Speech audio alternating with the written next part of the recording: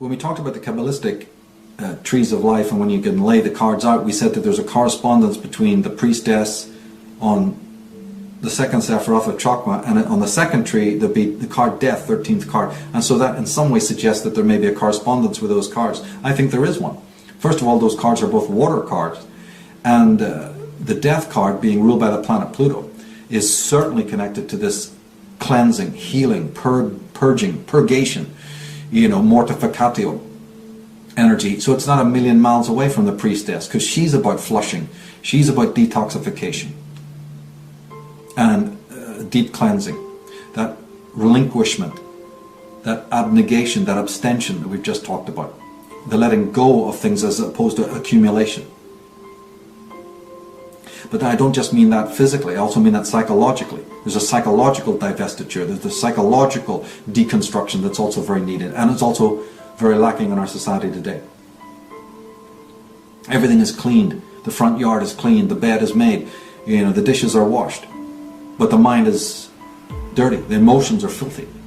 What's that all about? What about psychic hygiene? The ancient Greeks knew about it, hygeia.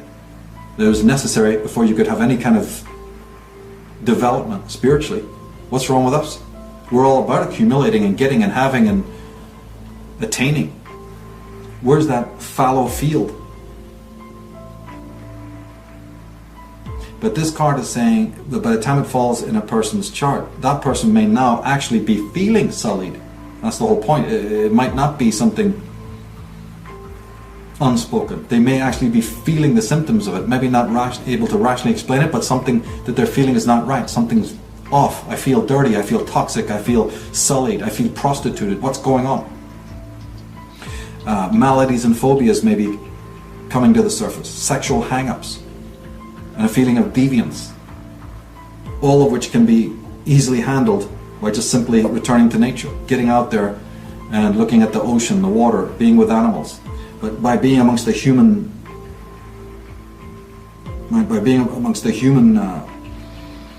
dross, a point comes when we sort of maxed out and we feel that we need a fallow period, and that's what this card represents. Because as we've been saying all along, behind the great action of life, and you can think of that as human action, or you can think of it as the creation itself, the buzzing of the atoms, the after effects of the Big Bang, whatever you want to think about. Our world is buzzing like some LSD trip, but somewhere in the middle of all of that is that still point. Somewhere behind it is that noumenal, pre-rational, inexpressible, undefinable stillness. And as a matter of fact, that noumenal state, again I'm sort of saying it in the Kantian way, that unknowable something behind the appearances and the representations is actually spoken of in the Hermetic tradition. Jacob Boehme, the German mystic, spoke of it. He was speaking of it in a sort of a theosophical way, in which he was speaking about that in order for the creation to come into being, God, whatever God is, retracted himself, closed in on himself, and therefore left a sort of a space for the other to be born. Right? For creation to be born, there's actually a sucking of God's energy into himself to make a space, a living creative space for the creation to come about. In other words, to create that creative emptiness that is so lacking in everybody's life. And the message that you get out of reading Boehme and other mystics of this kind is that, look, unless we do the same thing, maybe spiritual advancement is an illusion. Because if you look around at the world of all this accumulation and I must have and all of that, and God, please give me what I need, and all of this other aggressive, acquisitive stuff, maybe that's the wrong concept altogether. And maybe there's this whole other kind of creative emptiness that this card is encapsulating. Along the same lines, let's just understand that the word holy, holiness, is synonymous with wholeness, right? The holy person is the whole person, complete. Well, you can't be whole if you're seeing life in a fragmented and biased manner. Or you're trying to live in some one-season world like 99.9% 99% of the New Age people in the New Age movement aren't, can you?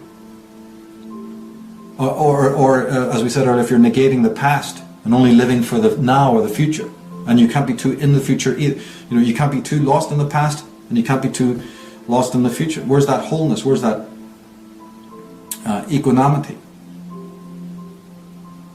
You can't run around in a one-season world just editing reality just because you don't like what you see. Then what you're doing is you have an idea of reality. You're not actually seeing reality one-to-one, sheer as for what it is, so that reality then can teach you what it needs to teach you. That's why you're here on this planet. That's why you've incarnated here.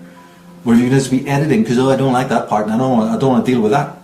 Well, what's wholesome about that? What's holistic about that? You are meant to study the lessons of the past. I mean, I shouldn't even have to explain that. You should be able to look at the darker aspects of existence. Explain to me why you shouldn't do that. You're not meant to edit and avoid reality.